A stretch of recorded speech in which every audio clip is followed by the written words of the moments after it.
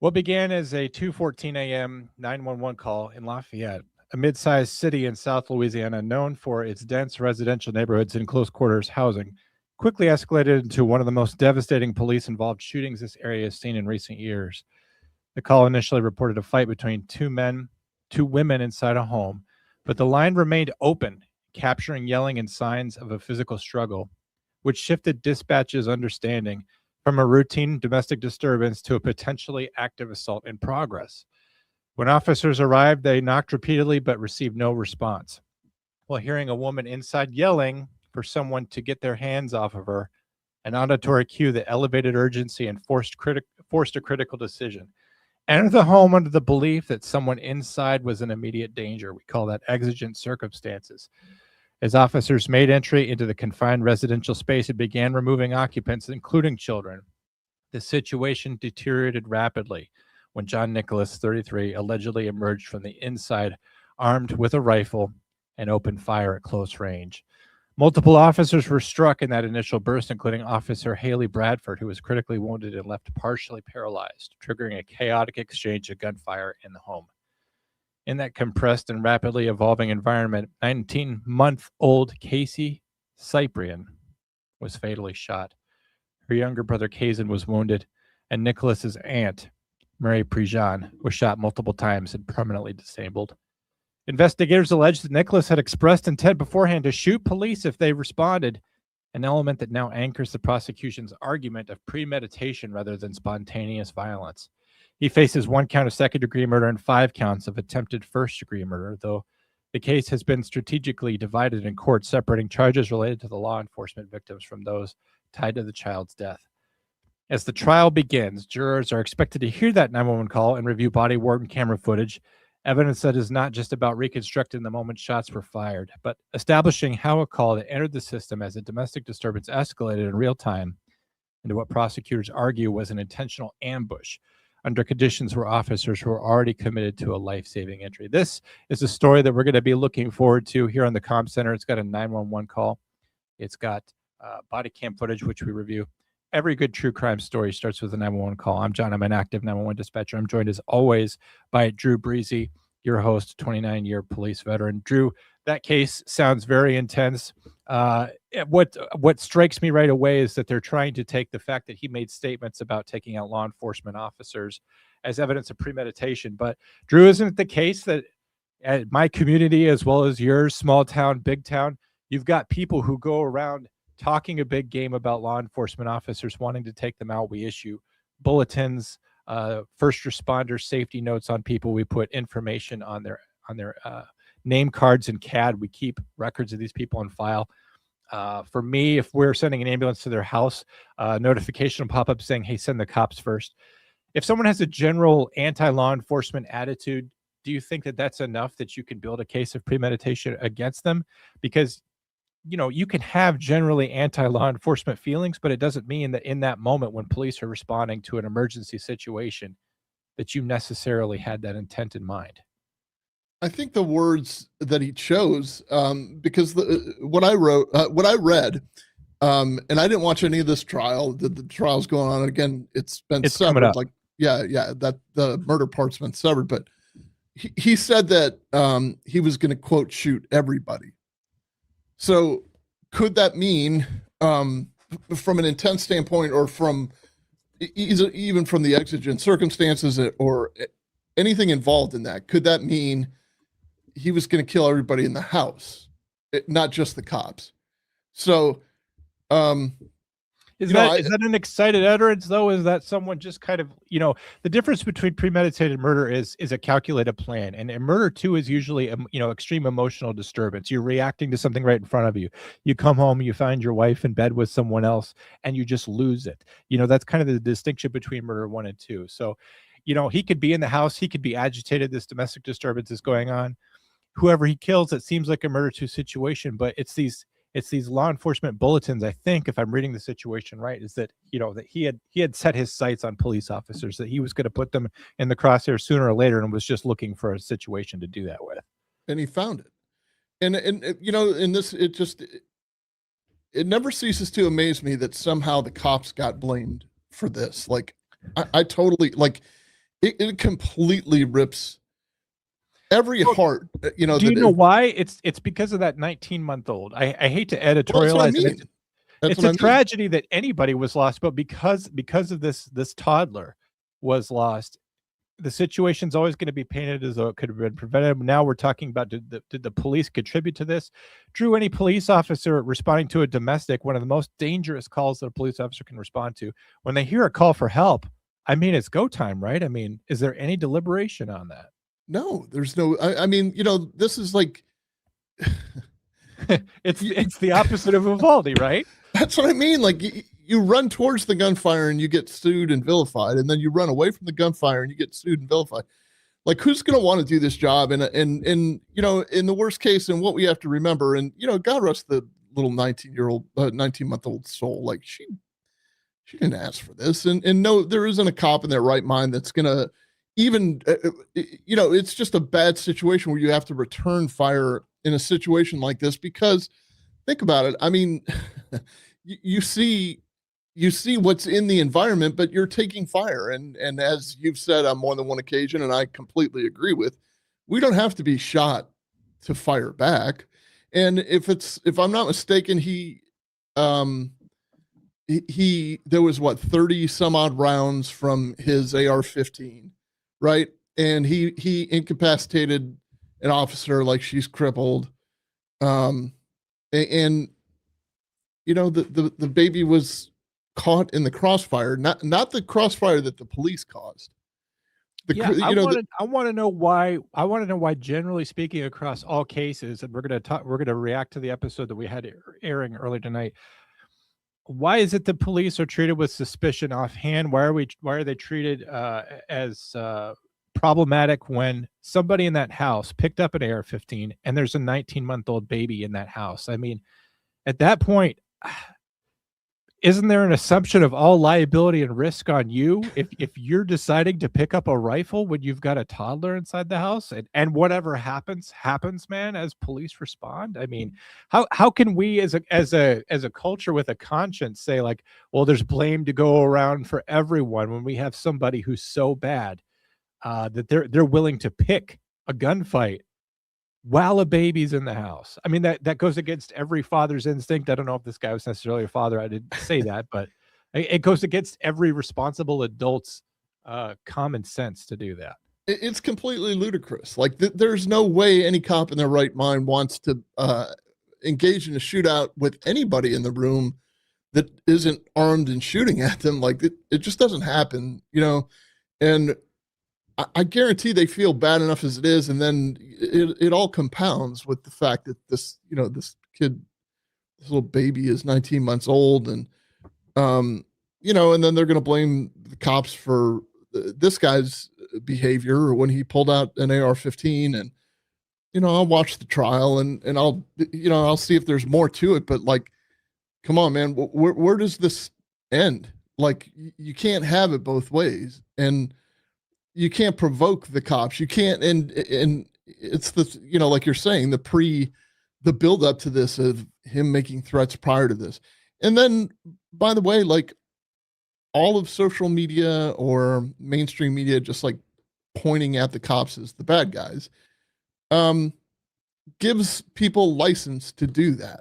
And then this is what I've been trying to say forever and a day. And and I understand why nobody's listening, because you know, we can cherry pick in the news about a bad cop here and a bad cop there, and it looks like we're all just dirty rogue cops. But for Christ's sake, the baby didn't do anything wrong to be involved in this thing. Of course, the one of the first things the story points out is, yeah, it was a 9mm round that killed the baby, and you know, this guy had an AR-15, so obviously that came from one of the police officers.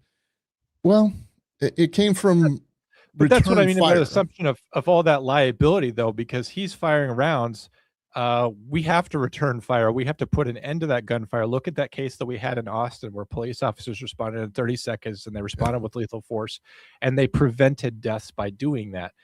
You can't, and not only that, but what's a reasonable expectation for you, Drew? You can't respond to a call and someone's asking you to come inside. We've got 911 dispatchers who have an open line into the house. This, by the way, is very common. Sometimes I'll have, you know, it happens with all different kinds of people, but women will very often dial 911 and they'll use that to scare off their attacker or intimidate their attacker. Or sometimes it's a less than sincere 911 call. They'll just be using us in order to get that person to leave, which whatever. But it's not reasonable for you to respond to a call. Your dispatcher telling you, hey, we can hear the blows landing. We can hear that it's clearly a fight.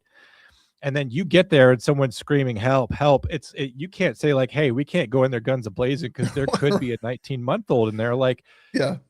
If you had time to just ponder everything that you could be risking, first of all, you'd never take any police action because anything's possible. There could be a whole daycare in there full of kids. But it's not reasonable to think like, hey, we got to be careful going in there because of this. When rounds are already going off, for all you know, he's taking out every kid in the room, just like Uvalde. So in the aftermath too, that it's not even slowed down and analyzed. It's automatically a civil rights violation. You're right. You walk up to a door that's a domestic. I learned this as a rookie cop. Like, you get a 911 hang up call, you hear people are arguing, you go knock on the door, and the guy's like, yeah, we're fine, go away. Well, I'm not going away. I'm not going away until I know everybody's okay. Or you just, you show up there and you hear people are arguing and somebody's yelling help. Well, that's the whole point of you being there. The whole point of you being there is because somebody summoned help, and you arrived, and somebody furthered that by yelling for help on the inside of that house. So they have every right to go in. That's the exigent circumstance you just described. And then in the aftermath of this whole very bad exchange of gunfire where a lot of tragedy was born, the answer is, well, let's file a civil lawsuit because they violated our civil rights. And by the way, like, if I read it, I have the article right here somewhere, but did they not like evacuate the other children right before all of this happened? They evacuated family members and other children. As many as 35 shots were fired. Wait a minute, let me see where where I read that part. But as officers made entry to the confined residential space and began removing occupants, including children, so some children were removed, the situation deteriorated rapidly. Of course, you have a 19-month-old who doesn't know to follow instructions, doesn't know to run away. I'm not great with kids. Okay, I don't have a toddler, but I don't trust someone who's under the age of 2 to get themselves out of a building when an emergency is going on. No, it even addresses, it says they forced entry through the door. A female ran out. Another tried to help officers escort 2 children from the home when John Nicholas, Casey's uncle, emerged from a hallway with an AR-15 style rifle and opened fire, striking 2 of the 3 officers inside. So you're not just dealing with somebody yelling for help. You're now dealing with an active live fire situation, shots fired, and 2 of your partners have been shot. And, you've got to react however you need to react to survive, to save whoever's left in the house, and to save the officers in there. And if there is crossfire that's created, this is tragedy. This is what happens. It's just like, we didn't show up at that house as cops and knock on the door and ask for a gunfight. We weren't invited into the house. No, we weren't invited into a gunfight either. But you show up they're the ones who threw the party, so to speak, and you're the ones who had to crash it. Let me ask you this, though. I mean, I'm the one here that could be very cynical. Sometimes I'm more cynical than you somehow, which I don't even get because you had more years on the job.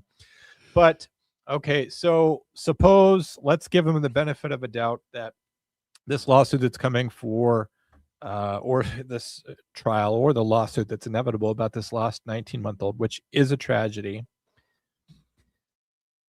Lawyer sees this ambulance chaser, Lionel Hutz type person. They know the city's got a bank account. They're mutually insured. They're going to have an amount to pay out because going to trial and saying we don't have to pay for the loss of this 19-month-old when all they have to do is post a picture of the baby in front of the jury and the case is over. Oh, yeah. But let me ask you this. I mean, so that's what we call in law, we call that a fait accompli. Okay, it's just going to happen that the city's going to pay. You're a police officer. You're sworn to protect the people of this city.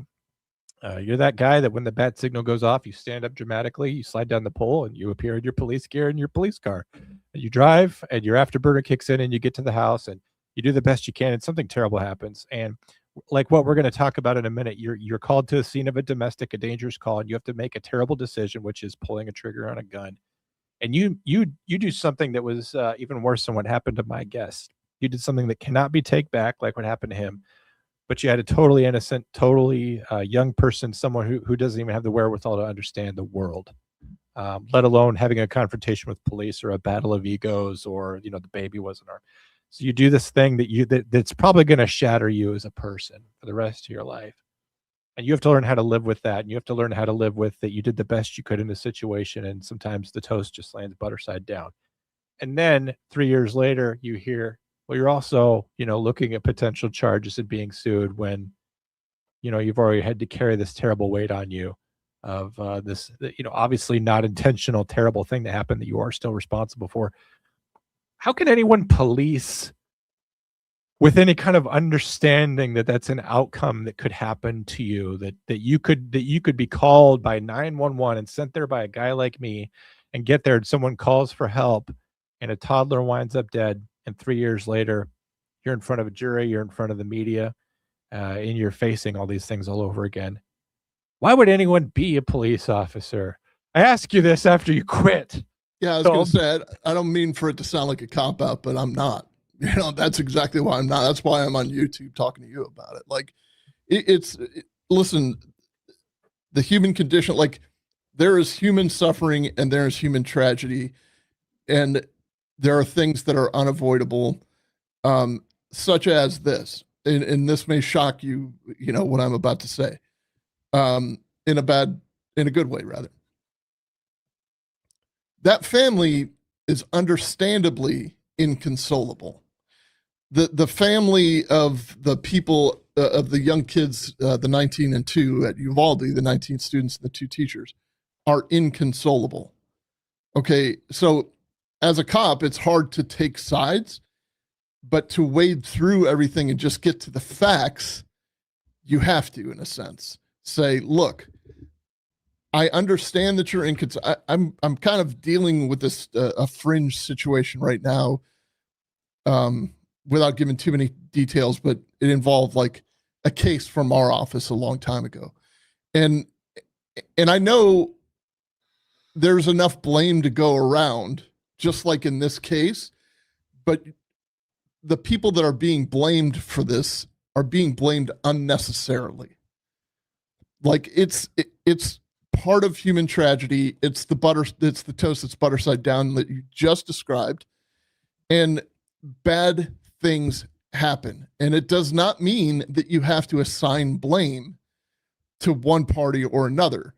The jury can decide how much you're culpable, or, how much this damage is, but it's a struggle as the cop to have to kind of reason this out and say, I completely understand why this family is doing what they're doing. I can't imagine losing a 19-month-old baby to gunfire. I don't think it would happen in my home. I would pray that it never did, but mental health's kind of a crazy thing. No pun intended. But these other things like Uvalde and all these other wild cases where we're just quick to assign blame. Let's just assign blame. Like, we don't necessarily need to assign blame. Well, it's because our conscience is so enraged, though. You talk about a 19-month-old baby shot to death. There's going to be hell to pay, but what happened to this suspect? Where is he? Do we have enough? Is he still alive? Are we able to pour out all of our rage that we have on him? How hard can we beat him? How long can we imprison him before we feel better? The truth is we never feel better. So we start looking for the next person to take our anger out on. It's just like a bad pet owner, someone that will beat their dog because they won't walk, because they poop inside the house. Well, you can clean it up, but you're still mad about it. So, how are you treating your dog? And you're continuing to take out your anger over and over again on people that don't necessarily deserve it. Well, you were there. You're a convenient target. People hate the police. Police mess up sometimes. I expected perfection. I expected you to respond to this and to have even though police respond to hundreds of thousands of domestic violence calls per day, Yeah. and have zero body count to show for it. We should have had 100% perfection, even in this case. And it's just because we're mad. It's because it's because it's not an acceptable loss. You can't say, well, considering that there's 10,000 DV cases in this country, and so far, and I'm being anecdotal here, so far we've only had one 19-month-old baby shot by the police. And I mean, that's an acceptable loss. I mean, mathematically you could think that, but morally, no. You get mad, and so of course you blame the cops. Yeah. So the show that you just did, which was brilliant, by the way, highlights the guy, and he's from the West Coast. That's not him, by the way. I just want to make that picture of me. That is you, though. But this guy from the West Coast, who like traditionally on the West Coast, there are a lot of, we'll call them cop-hating cities. I mean, and he may be from one of those areas. That's why we mentioned West Coast, just in case it was not clear. Yeah, he may even be from one of those areas. And listen, there's only like a bobby pin's worth of difference between what he went through and what those cops in Shreveport had to go through, because luckily the weapon was different, but it's all the same. Like, he got a 911 call, he knocked on the door, they looked inside, the guy's naked on the floor, the guy gets up with a rifle, they kind of take cover, and things played out the way things played out, and he had to worry about it. But as you hear from him, straight from the horse's mouth, from the guy who did this, survived this officer involved shooting because he wasn't injured, and neither were any of his partners. Had to take somebody's life, which nobody is proud about, though half of America thinks we are, and the other half knows better.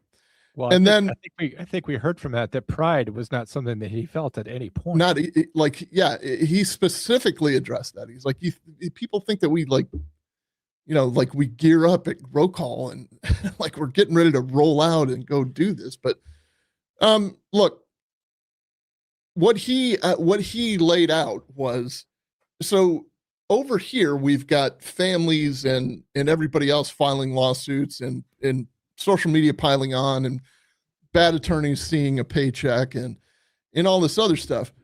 Well, he didn't even have to deal with any of that, and he still had a horrendous time because of his administration. Like, I know that's what I said. I said, I can't believe at the end of this story, we're still telling a happy story compared to people like Ben Darby, who went to prison for years, and other people have been jammed up. I mean, if I wanted to go with the list of cops who have been jammed up wrongfully, Salvatore Aldradi is still to this day waiting on an answer. Just tell me, like, he keeps having little babies and he's just trying to raise a family. I don't even think he's 30 yet. Officer of the Year. Attorney General of New Jersey could, I think, write a letter and end this whole thing. I mean, if you easily, he could just get rid of all of this from happening. We haven't asked Drew anything about this officer involved shooting. You just listened to it. Most of the members actually watched the episode in the week since it's dropped. It's been on the channel now for 4 or 5 days. I want to encourage you guys, put in the chats what your questions are to Drew. He was a police officer for 29 years, and now he's sober, just as a reminder. But to help fill the void, I have generated 10 questions, Drew, about that incident that you can answer as a 29-year police veteran. Because there's 10, and I think they're all pretty good, I guess I encourage you to answer somewhat briefly. But I covered this at the start. I said that most police officers go their entire career without ever having to point a gun at someone and pull the trigger.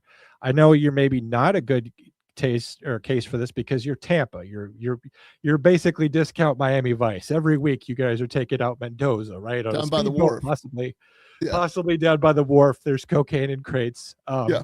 But just checking with you, this is a question I've actually never asked, but Drew, did you cook any fools in those 29 years? Never cooked a fool. I had my gun out plenty of times, just because our policy, not because. That's called a felony stop, though. I mean, yeah, right. Our policy allowed for the effective and dangerous arrest to be able to have your gun at the ready. So, I had my gun out a lot because I dealt with a lot of dangerous arrests. And so, smashed open chestnuts with them. Yeah, that happens too. Plus, you need the flashlight, as the Secret Coconut. Service guy found out. Yeah, coconuts. We're in South Florida. So, no, I never. Thankfully, had to shoot. I had my finger on the trigger a couple times, but I've never had to pull that trigger. Thank God. And understand this: your finger on the trigger is a big deal. As far as I got my new dog over here. He's not new, but who lives 7 years per every 1 year. And when you're a cop and you're on a traffic stop, I say you probably live, 4 hours for every 5 minutes. It's not scientific, obviously. But it's the same thing with when you have your gun out and it's that serious, especially if you're not wearing a vest, like if it's from an undercover posture, which is a whole different story. But when that finger goes on the trigger, it just all starts to close in on you. And so I guarantee that's at least 2 or 3 hours off of your life. The other thing, and I'll just use my gun experience, which we never talk about on this show. When I was trained for a few minutes on how to use a gun, what they teach you is never draw your gun unless you're willing to get shot and unless you're willing to use it. You don't use a gun like on TV shows and the movies where you're going to threaten someone, you're going to pull back the hammer, you're going to make them sweat. You pull back a gun, for all Mendoza's boys are over here seeing you point a gun at their boss, they're going to take you out, or vice versa. You see someone in the community pointing a gun at someone. It's not like on TV where you're going to say like, hey, drop the gun. We're all going to talk this out. You put your gun down. You put yours down and I'll put mine down. You see someone with a weapon raised. If you have the advantage on him, you just take them out, Drew. I mean, it's a life or death situation with that gun in your hand. It's not a let's measure our members time when you have your guns out. So it is a grave situation. And it's a serious situation. We have someone in the chats tonight who was also a police officer way up north. I don't know anything about her experience, but she can probably attest to those things. And if she wants to, I will. But one thing about you, Drew, is that you're not just a police officer. You were also a supervisor. You were a corporal for a little bit, which means you're in charge of 2 men. And then you become a sergeant and you're kind of in charge of a shift. You're in charge of 2 men and a corporal. Yep. When you're sergeant. And you guys get it. It's basically multi-level marketing. But you trained officers and you supervised them. How fast are these decisions actually made when deadly force is used? Now, I don't know if you ever had an officer or a deputy in your case under your command that you had to use force, but I'm sure that a deadly use of force in Tampa occurred whilst you were in Tampa. Yeah. At some point in those 29 years, you have to have some thoughts on that, on how fast that decision is when that window opens and you have to decide to take that. It's not something you could think about all day. Yeah, I have plenty of friends who've been in use of deadly force situations. Like it's an instant. It goes in a flash. And by the way, like I had a friend as I was retiring who was involved in an incident, clear cut, plain as day, like on body cam. And this he could have been the anonymous guy that you just interviewed. They like, I had already retired. He came down and had breakfast I used to live downtown in Tampa. He came down and had breakfast and he's like, yeah. I was like, so how you doing? Is everything? Yeah. But they're checking on you, right? I mean, like, he's like, I haven't heard from anybody, man. I don't even know what the status of my case is.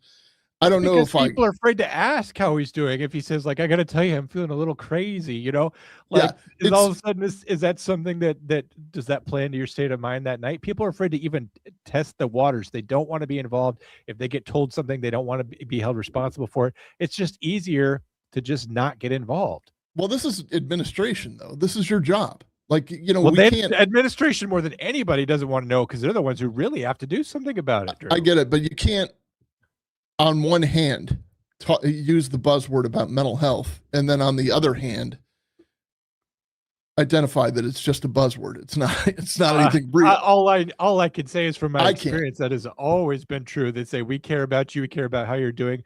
We're a big family. Is always open. But if you come in here and tell me anything, I am furious with you. Do not do that. The saying right now is in law enforcement is we care about your mental health. And if you're having a problem, please don't. You know what I mean? That's what these guys are having to deal with. Let me ask you this though. We did have a video where he explains everything that happened to him right after he took the shot. He was separated from everyone at the scene, and he was kind of de-policed. They didn't take his badge away, but I mean, they took his gun away, which is probably the second worst thing you could do. Yeah. What happens when an officer has a shooting? What kicks in before they even leave the scene? Was that pretty true to your experiences or your information or your knowledge of your agency? Was that any different? Yeah, it's been completely refined over the years, especially when people started calling us out for being corrupt and for saying that, like, well, you guys are investigating your own shooting, so obviously the outcome. Which ironically, we were still indicting people, like, you know what I mean, like, but your identity is kind of stripped. He specifically mentioned they took his rifle, but they didn't take his pistol, his semi-automatic. They did an accounting for his rounds from his pistol, even though he didn't fire that. That is a completely dehumanizing process. As a matter of fact, we changed policy, and I'm being a bad administrator right now because there are, I think, 3 questions that we're allowed to ask somebody. Did you fire your gun? How many rounds do you think you fired? And do you think you hit anybody? It's something similar to that. You're only allowed to ask those 3 questions because then it does turn into a probe.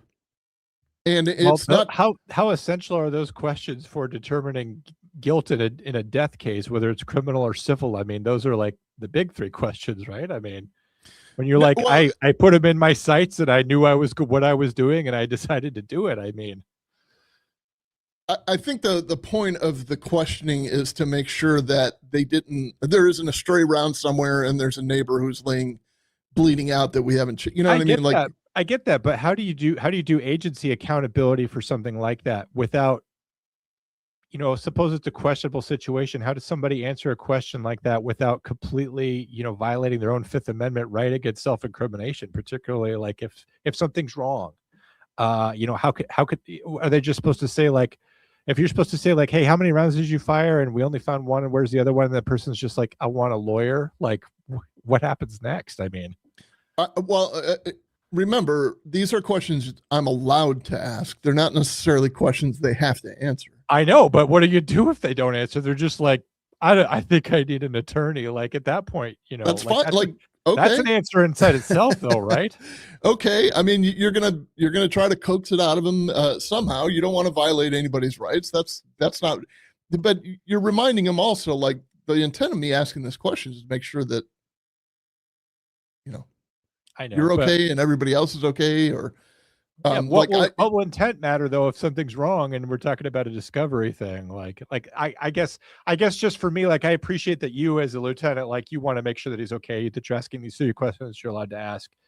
But like if he's forthright with you, that's how you wind up in a Daniel Holt, what was the guy's Holtzclaw situation where that guy says he's just trying to be as open and transparent as possible and he fell into a trap that was laid out for him. You know what I mean? Like, that is the most ridiculous case on the planet. And there are people like in our orbit, even, John, that think that he's actually guilty. And I'm like flabbergasted, but anyway, like, I digress. Yeah. So I do understand what you're saying. There comes a time when you've got to weigh public safety over the criminal aspect of this whole thing. And you're just going to do what has to be done. Somebody else is going to come in and do the criminal investigation anyway, or IA. Not even IA. Like, it'll be a different, agency. Yeah, it'll be a different agency. It'll be the Florida Department of Law Enforcement here now. That's what happens. So, but just a quick question. So when that outside agency comes in, or IA in the case of this guy that I interviewed, and let's just talk about the video that we watched, because we could go down endless rabbit holes in hypothetical situations, Holtzclaw situations, and whatever. I guess we should just keep it confined to what we just saw. Yeah. But what are they trying to prove or disprove in a situation like that? What is it that takes 9 months? Like, and I don't mean this as a way of ragging on that department for dragging their feet, but I'm like, what was the critical issue that required proof or disproof within 9 months? What was the issue? I'm sure there's a lot of bartering, but there's, there is certain, like, administrative backlog that comes into play on this. And sometimes this is not on the top of every attorney's desk. It's not on the top of the chief law enforcement officer's desk. And it's not to minimize what happened by any stretch. It's more of a like, we're going to put this guy on ice anyway. So let's just walk the dog and make sure that make sure they sniff every hydrant. Like, let's just, like there's no real rush back into this thing, but there is in a sense, because you got to think about, like, are they short-handed? Are they, and then you also have to think about the officer's well-being. And then a lot, I think, John, too, has to do with what happened to what happened to the other end of the shootout. I mean, it's not necessarily was this just a clear cut. If there's a death involved, this is a full-on investigation. If there's, just a shooting and firing and missing, it's not going to be as intense. It's still going to be an intense investigation. It's still going to be probably months long. Got to find the round, got to find out why you fired, got to find out why you missed, got to do all that. I certainly understand that. He did a lot of myth busting. I think that was kind of a myth buster episode about what people think about officer involved shootings, how police officers react. Is there anything that when you were watching it, you felt like maybe got left off the table in terms of the public's perception about officer involved shootings versus reality?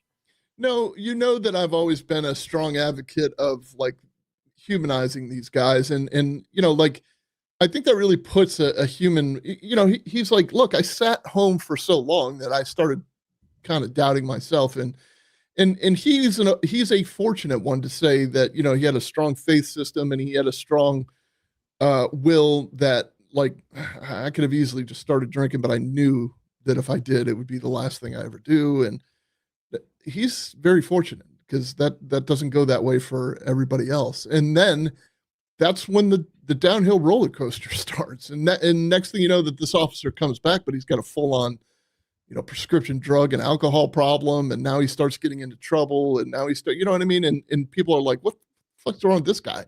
He's shooting people. Now he's getting into trouble. And yeah, there's cause and effect to all this. There's like deep rooted causes. And that's what I'm always all about. I'm always about, let's decode the chaos. Let's find out from the 10,000 foot view why, this guy is where he is. I think that you did a phenomenal job, and I think that he did a great job of explaining the whole thing from A to Z. As a matter of fact, there was one point where you're like, man, I bet you were kind of nervous. You would have had to go in front of the grand jury. You don't know if you're going to survive that. And he was like, actually, I did go in front of the grand jury. I went unrepresented and told my story, and amazingly, he made it through. It's not common in every state for you to be able to do that. Where I live, the grand jury convenes without the defendant there, without their attorney there. They just show the evidence, the jury indicts, and a warrant comes down, and then they surrender themselves, or we go and arrest them or whatever. We got a poll at the bottom where you can actually vote using 1 and 2. What's the investigating a clear-cut case of deadly force like the one we had in that episode? What's the most important thing? Clearing the officer, press 1. Crossing all the T's, making sure you got your due diligence in, you can press 2. You can vote on that.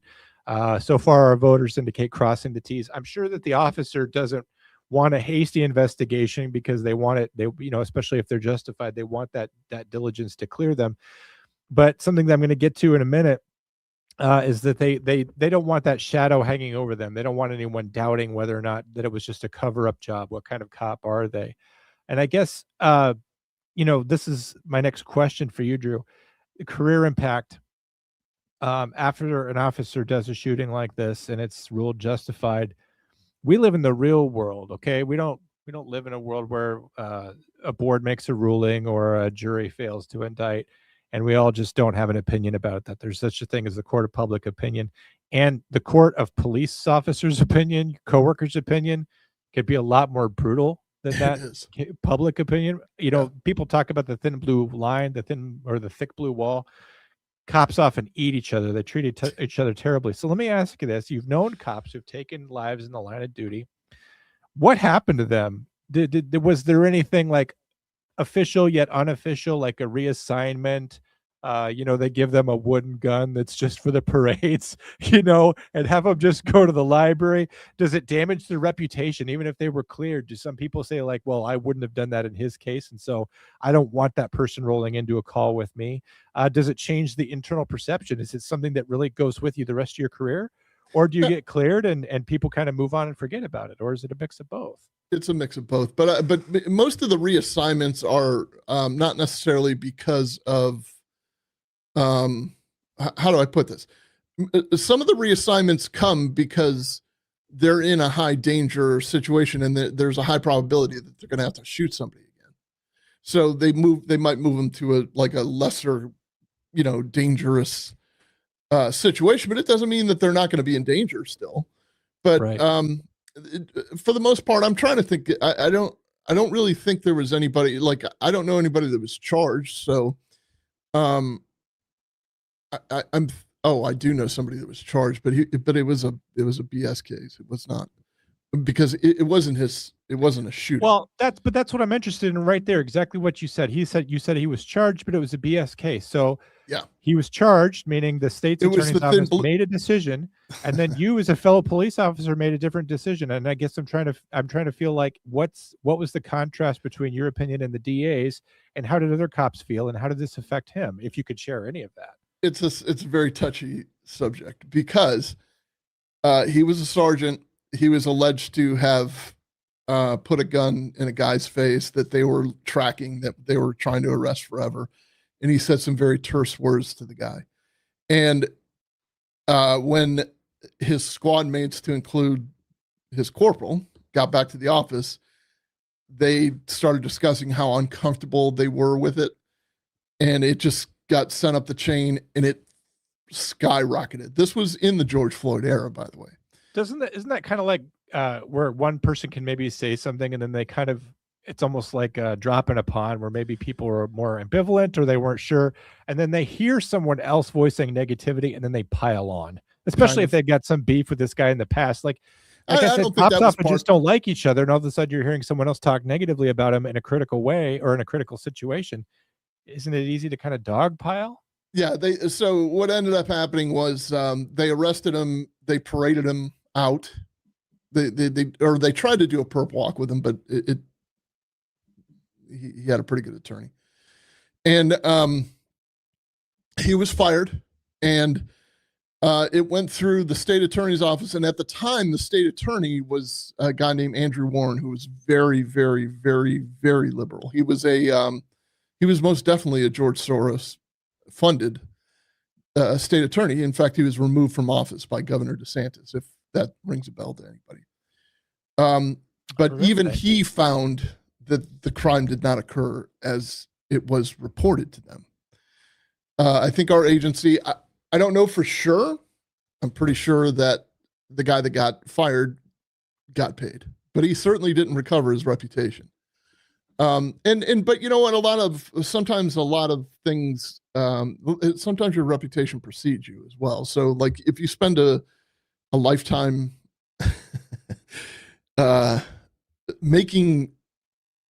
if you spend a career making the case easier before the case even happens, you probably shouldn't be surprised when it happens. But everybody deserves due process, and everybody's innocent until proven guilty.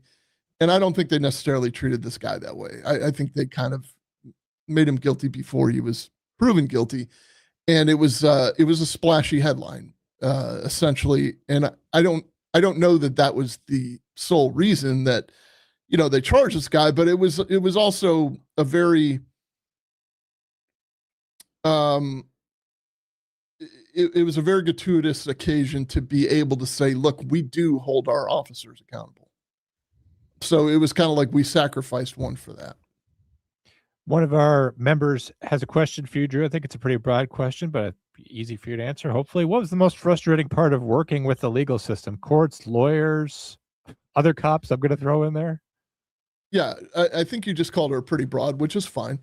The most frustrating part of the working in the legal system is definitely the prosecutors, because, and hear me out, well, it's the prosecutors and the defense attorneys, but they don't file all of the cases that you make. So you're out there at 4 a.m, like literally in a wrestling match with somebody, and a gun comes, flying out of the guy's waistband, and you find some marijuana in his pocket. You throw the guy in jail, you impound the gun, and the state attorney reviews it a week later, and they're like, this isn't a slam dunk. We're not going to file on this. Like, so it's kind of like you've not only wasted your time and your energy, but you spent some capital doing this. Like you're like, I could have died basically. And you're just minimizing it by saying, well, because of case law or some, quirky, did we stop him first before we searched his pockets? Or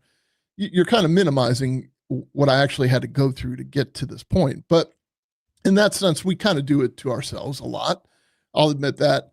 But then the other side of it is the defense attorneys that just completely, it's their job to vilify cops. Like they think it's their job to vilify cops. It's not, it's not necessarily fair. It's, that Karen Reed case that we covered for years, months, whatever, they're still vilifying Proctor. As a matter of fact, Karen Reed is like digging into his text messages. Today there was a hearing. And today they said in open court that Proctor used the N-word in one of his texts. And, and it's just clouding the culpability. It's clouding the issue. It's like, what's that got to do with Karen Reed killing him? When it comes to Karen Reed, it's completely changing the narrative. When you talk to anyone about it, they'll say, like, we got a comment on our Sandra Birchmore episode we put on Spotify. Someone's like, oh, it's those same clowns with the Karen Reed debacle. I'm like, Karen Reed was the debacle, but Karen Reed was the clown. You believe that it was a police debacle because you completely believed Alan that trial got hijacked to not as Karen Reed guilty of killing John O'Keefe. It's were the police guilty of framing Karen Reed.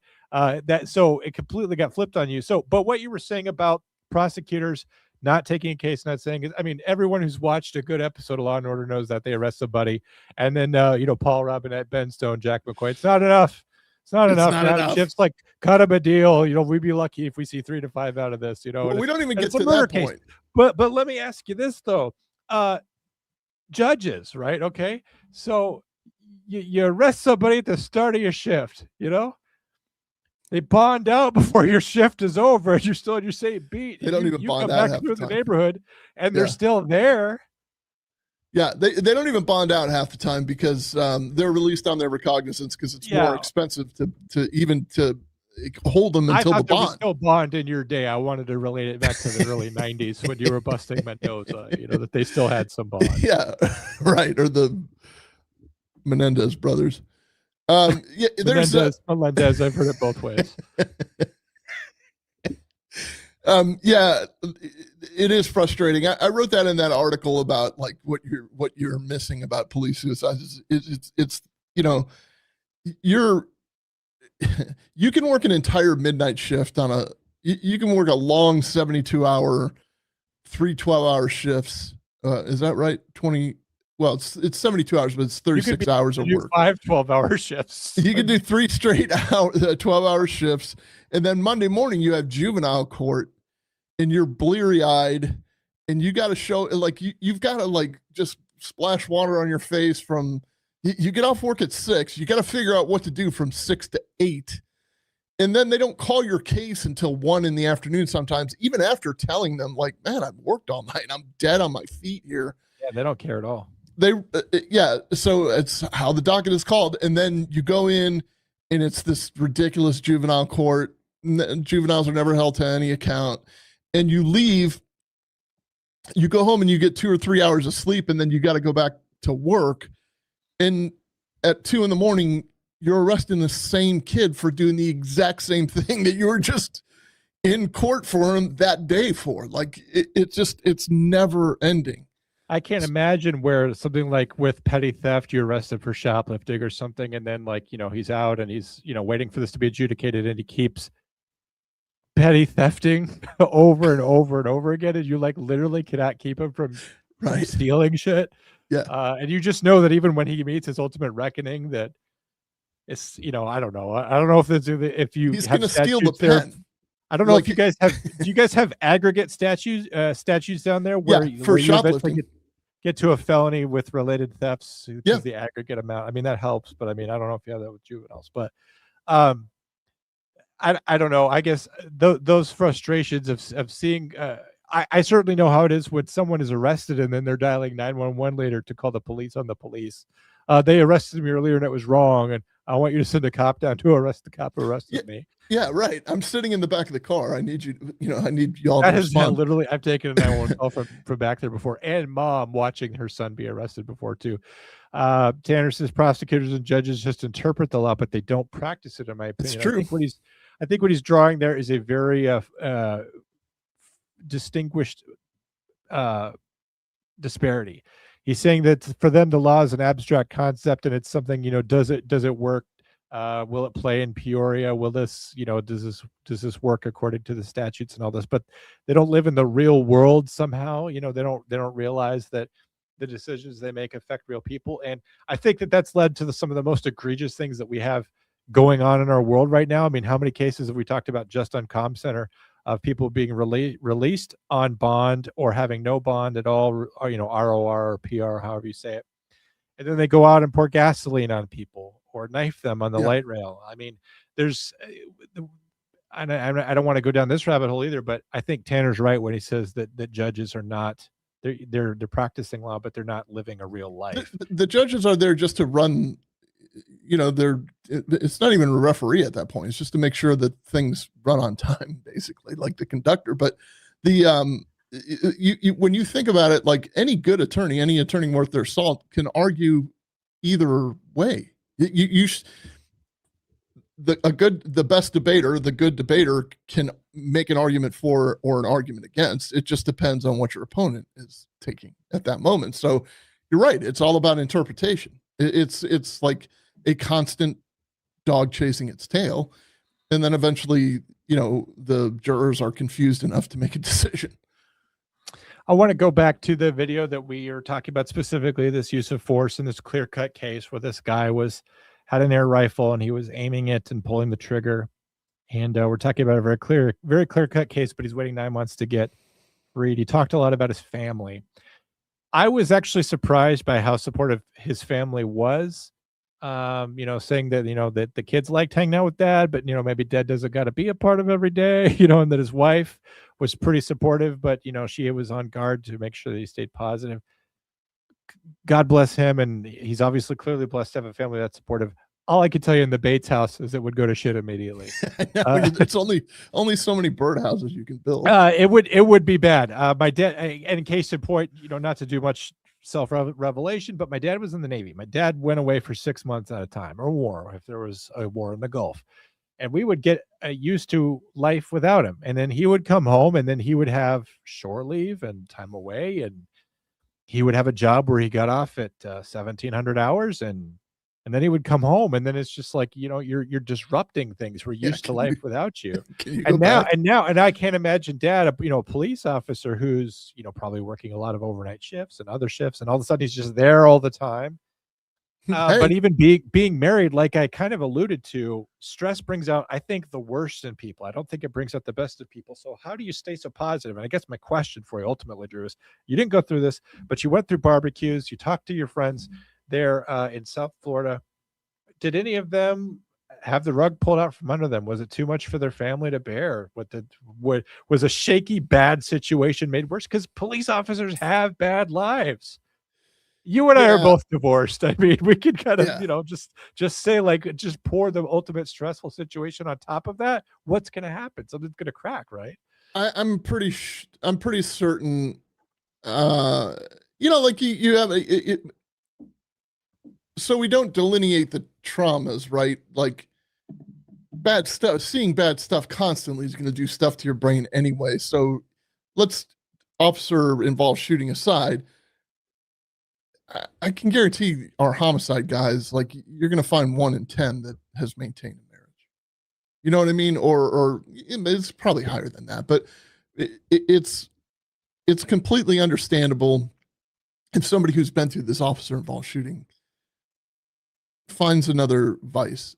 And by the way, like I went to this cops conference one time, Concerns of Police Survivors. They have excellent programs. They have, if your partner's killed in the line of duty, they have a retreat. And they have spouses retreats, and they have for not just for the officers that are killed, but for their, for their partners and for people that are affected. They're very, very good about, very proactive and very good about addressing mental health issues. And there's a couple that runs one of these retreats that just kind of, I think they may have written a book about it, but like after his shooting, things just like completely changed. And they talk a lot of stuff about like the trauma survivor sex and all this other stuff. Like it's insane. It's like you live by the seat of your pants at that point. Things just completely changed, and they had to work through it. They worked through it together, and they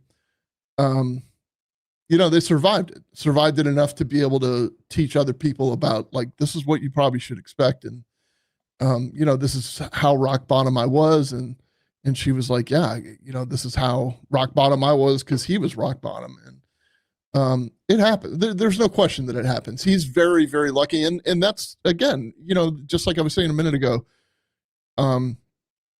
if you spend an entire career flying by the seat of your pants and not building good credit for that moment when it arrives, isn't this the same thing? It's like you're not ready spiritually, and you're not ready mentally, and you're not ready physically. And the moment arrives, yeah, it's going to go to shit pretty quick, because you're not ready. You just, you don't have that resolve to get through it. You don't have the durability. Like I said, you're taking something that's weak, and you're fracturing it with that strain. It's just reality. You can't expect better of people. I mean, that's a situation that for a spouse of a police officer is easier to walk away from, rather than saying, I'm going to wait and figure this out, and then get to the other side and still be dealing with something else.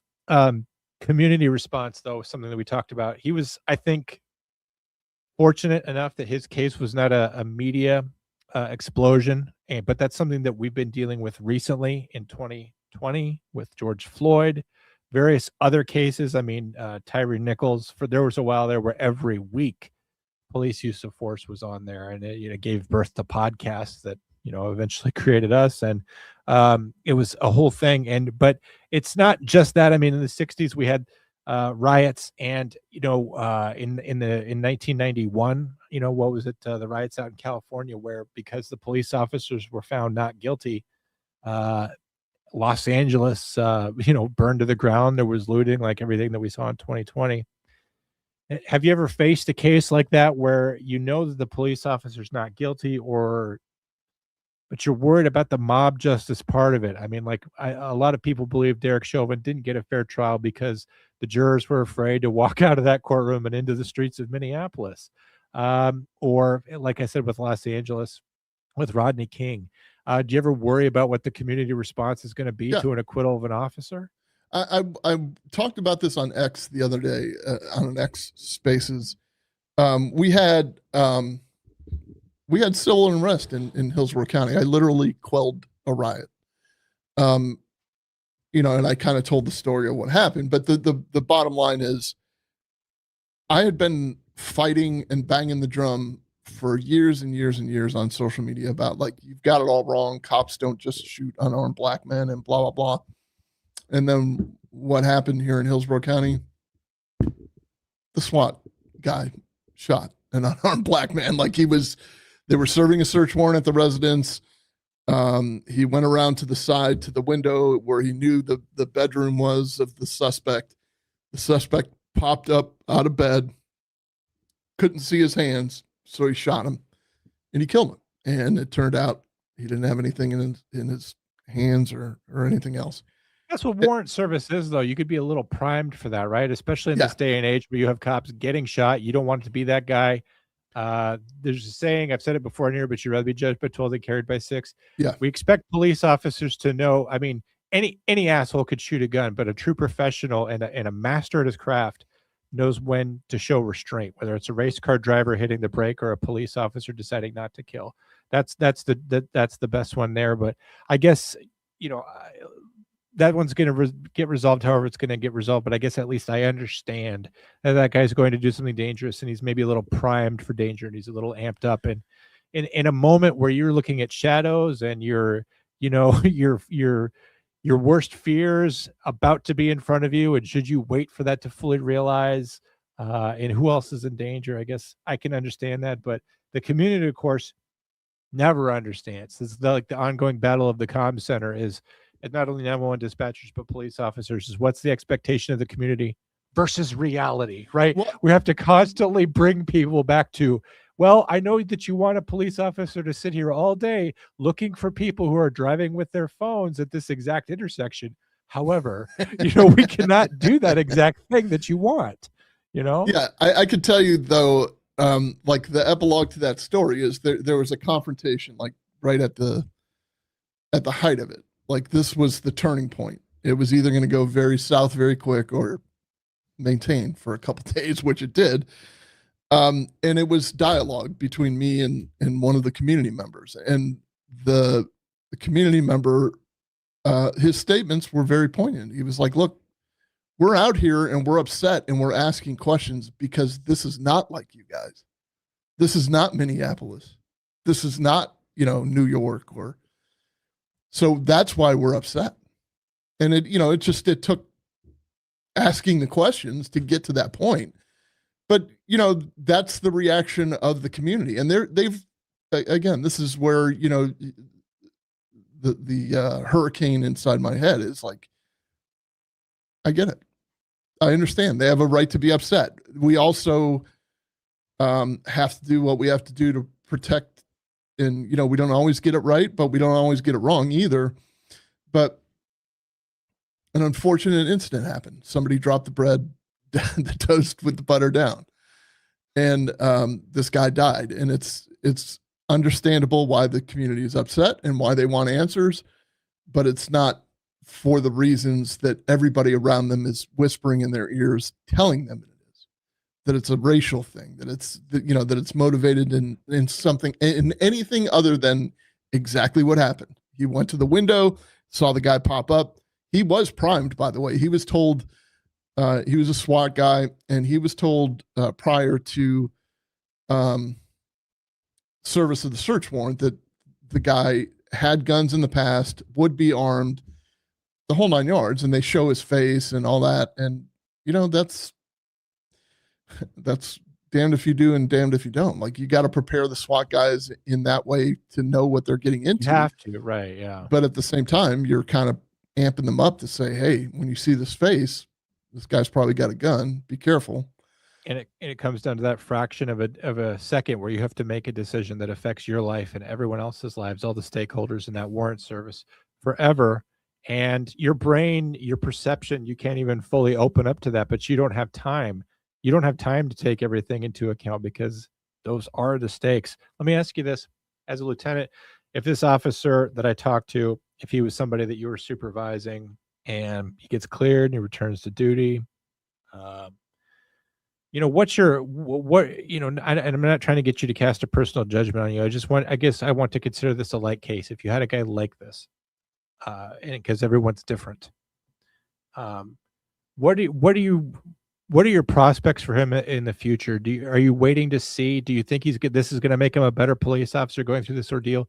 Or do you feel like, he was 100% a hard charger before this, but now, now he's seen that even doing your job comes with negative consequences, doing the right thing, like Hannah Payne, that you can get jammed up and your life can get ruined. Do you think he's going to be a 90% guy, 95% guy? Do you think he's going to be this guy that just does as little as possible? Like you said, the guys that never have a car accident ever again, just because they're not driving fast and they're not doing what they're supposed to do. Are you going to be looking for that? Are you worried about that?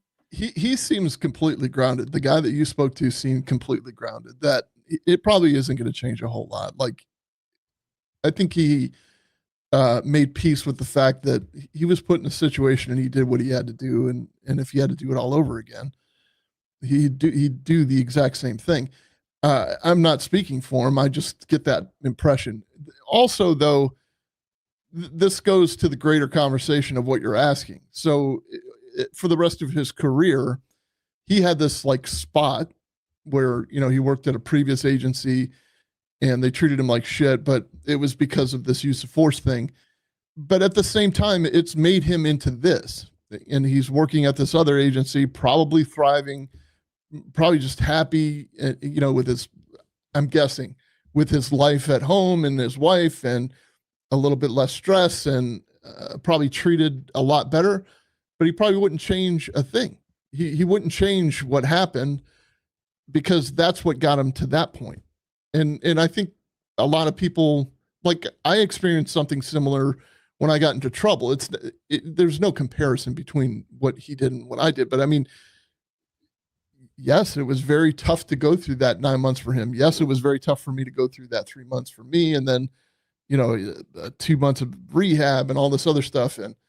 But at the end of it, I'm not changing a thing. Like, yeah, I lost a lot of sleep. I lost a lot of weight. I lost all this other stuff. Yeah, come to think of it, that'd be kind of cool right now. But all you need to do is fuck up your life a little bit. That's the ultimate diet. Right, or stress just melting it off of you all the time. Yeah. I think that was actually one of the first questions I ever asked you is, would you change the worst thing that ever happened to you if you could in your life? Like, I didn't even know you yet. And I asked you that, and you said no. And that turned out to be. Well, at the time, I didn't know you. So I didn't know what the worst thing in my life was. But or it hadn't happened yet, because you hadn't done a show with me for 3 years. It hadn't happened yet. This is John. Tonight's the worst thing. Every episode you see me, it's the worst episode I've ever had.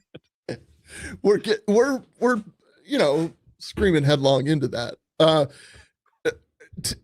by the way, Tan asked, you may have already answered this, Drew, but have you ever discharged your firearm on duty? Well, even a desk pop. I've never discharged my firearm off duty either. You never even went to the range to qualify. Never. Refused. I was never qualified. It was the biggest kept saying. That wasn't even a real gun. It was you had an air rifle, ironically. It was a super. Was a Ben's rifle. What do they call that? Down in Florida, that's a real weapon down there in Florida. Super soaker. Right. It cools them off.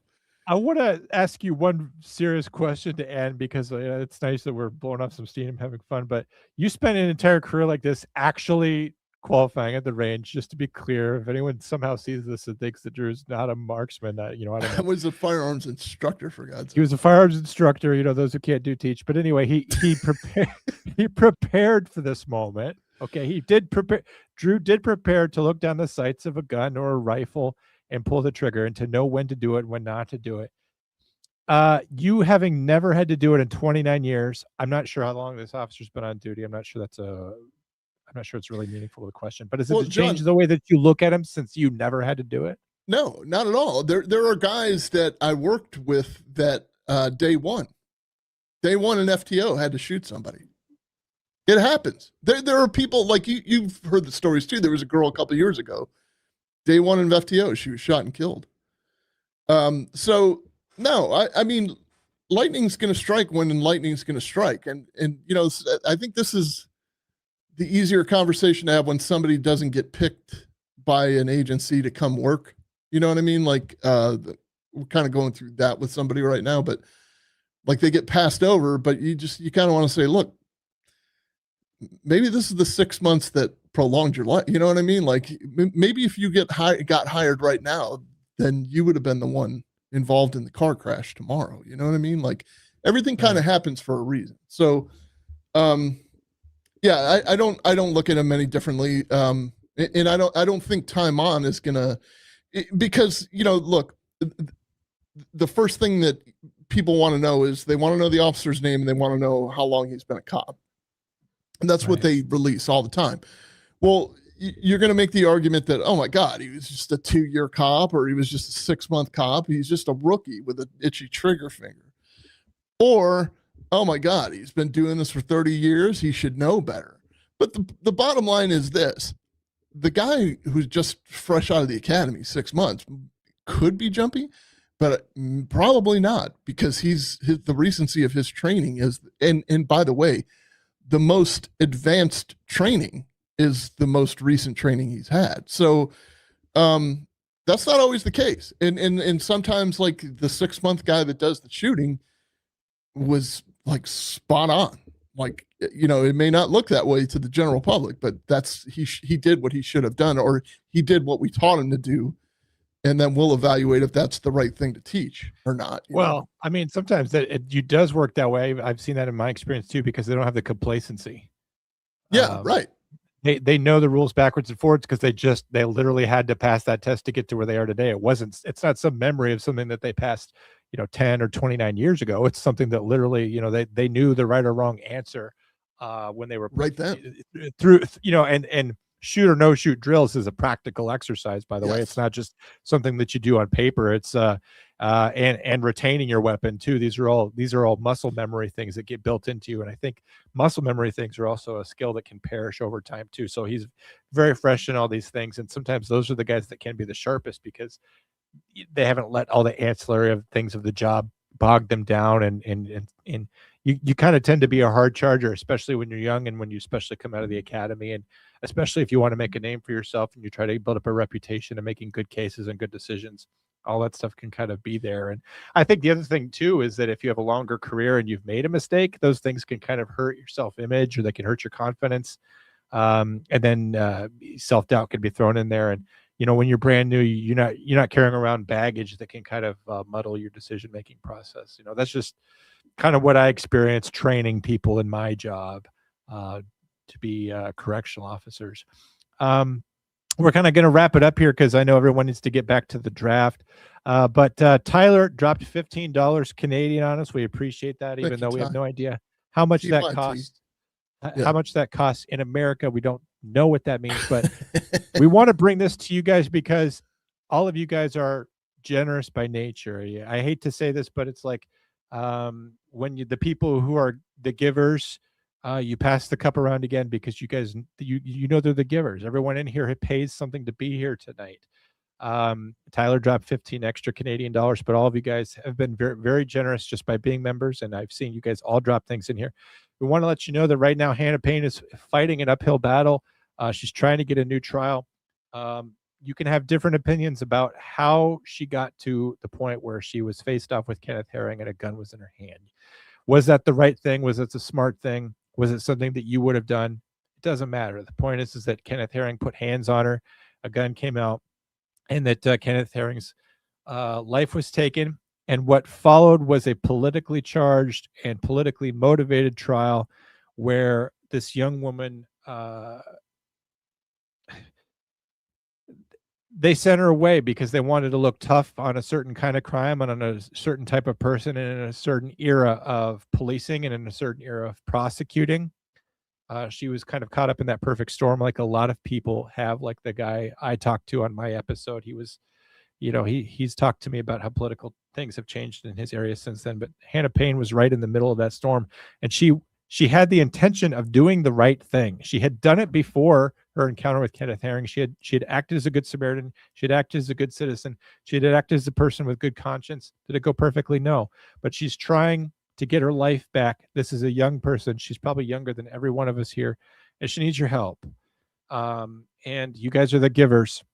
And I guess if you have anything, $1.99 from Foxy, I appreciate it. But if you've got anything, I put the link in the description. If you hit refresh, you can find the link here for her Give, Send, Go. And even if you send prayers or remarks to the family, this is a family that's holding tight around Hannah. This is a person inside prison. Moral support means the world. Prayers mean everything. Getting God on your side, talking to God about it, and letting him know that you're praying for them will give them as much or more than money. But money is also helpful. She's facing an uphill battle. If she gets everything, if she gets a new trial, if she gets acquitted, she's still looking at civil stuff. Once she gets this all paid off, this is still something that's going to hang over the rest of her life. And I guess I'm encouraging the good people who are Comm Center members. I know you're all good people. I talked to all of you outside of here at one time or another.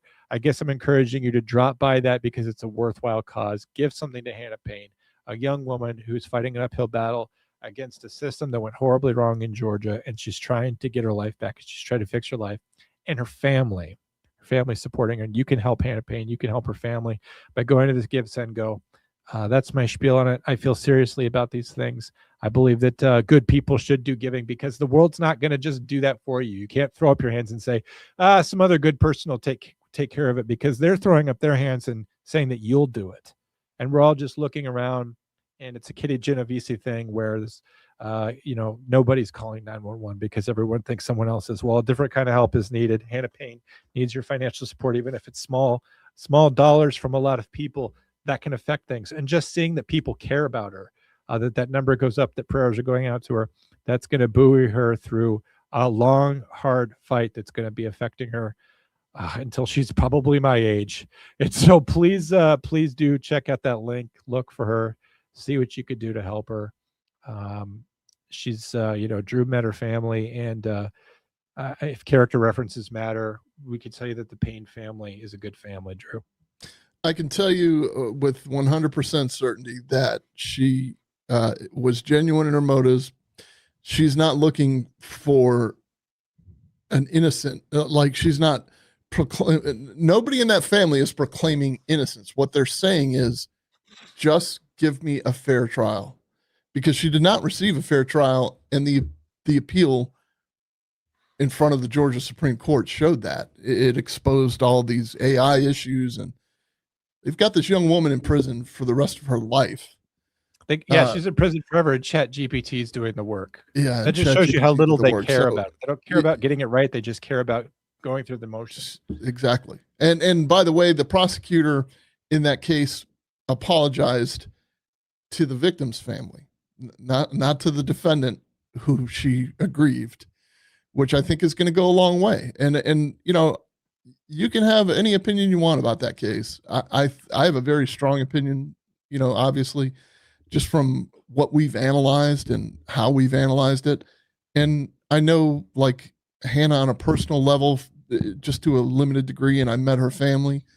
The media got it wrong. There's no question about it. The media got it wrong, and she's resigned to that. And I'll tell you this, Comm Center family, she had given up. Right around the sentencing time. She was like, I was starting to believe everybody. I was starting to believe them, that I really was this horrible person. The whole world says you're a vigilante and you're bloodthirsty and that you wanted to kill somebody. And then we came along. I can tell you, I've seen it in writing. Then we came along. Yeah, and then Comm Center and Comm Center supporters, which means you guys. Yep. So we're going to be the ones leading the charge on that. We've done some things like that before with the Eldrades and other people, but Hannah Payne is her case is our case. It's a case that we care about here. So right. Again, I encourage you, $1.99, whatever you would give to us, we appreciate that. Hannah Payne appreciates it too. So please, you guys are the generous ones. We appreciate you. And thanks for watching our members only content. We're trying to increase that members only content to make sure that you guys are getting that value. If you want to see something, ask. If you want to see something, by the way, you can just, you know how to get a hold of us. DM it, put it in a comment. Drew reads all comments. He sits around all day. His phone beeps when someone comments something. So if you want to see something, with my shotgun by my side. Yes, and with a shotgun. And otherwise, we're looking at a case down in Florida, because all good true crime starts with a Florida. One call. Anthony Shea case down there. He's a deputy who's charged with possibly being involved in the unaliving of his wife, who's another sheriff's deputy. This was down in Orange County, Florida, over in Orlando. That's an interesting case. It involves a 911. I've got something loaded up and ready to go that could break on that very soon. And then the other case that we are also thinking about it's in Brevard County, or Brevard County? Brevard. Yeah. Brevard. So Orange and Brevard County. It's all Florida true crime. It's all cops. It's all near the shuttle. It's all near the rockets. You know what's weird is that 100 years ago, all true crime was in Michigan, and then after World War II, everyone moved to Florida. Well, it was in Ohio for a little bit too. Well, they were on their way to Florida, right? but now all the nuts rolled down to Florida, and the true crime's the proof, because we're constantly tracking that here. We should have a little map behind us, true crime tracker, of all the cases we've covered, and they're all just down there in America's Wang. You know I'm right. I'm actually thinking about adding that to the set, going through all the episodes and putting a pin in the map for where they're all at. But you guys make the show keep going. We appreciate being able to spend some time with you, reading your chats, seeing you voting, dropping in some money. Always very nice. When we're not live, we're in the chats because we like to see you guys, but it's nice to be live with you too. We'll be back here next week with something, these cases we talked about, or if something else hot drops, then that's what we're going to cover. So we'll see you back here. Drew, any parting shots, parting thoughts? 10,000 episodes. 10,000 episodes. Hit like, subscribe, leave a comment, and thanks for being members, guys. Good night. 911 emergency, police or paramedics. He's going westbound on foot. Westbound on foot.